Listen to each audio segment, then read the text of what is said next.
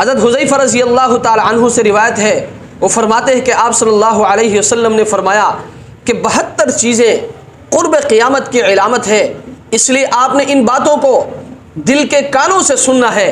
और फिर आपने ये सोचना है कि हमारे मुआशरे में ये बातें कितनी आम हो चुकी है। इसका मतलब ये हुआ कि क़ियामत करीब आ चुका है। नंबर 1, लोग नमाजें गलत करने लगे, और नंबर 2, अमानत ज़ाया करने लगे, और नंबर 3, सूद खाने लगे, और नंबर 4, झूठ को हलाल समझने लगे, और नंबर 5, मामूली बातों पर खून रेजी करने लगे, और नंबर 6, ऊंची ऊंची बिल्डिंगें बनाने लगे, और नंबर 7, दीन बेचकर दुनिया समेटने लगे, और नंबर 8, रिश्तेदारों से बदसलूकी होने लगे,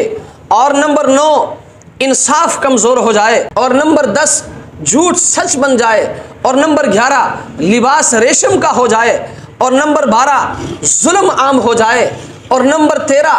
तलाक आम हो जाए, और नंबर 14, नागहानी मौत आम हो जाए, और नंबर 15, खियानतकार को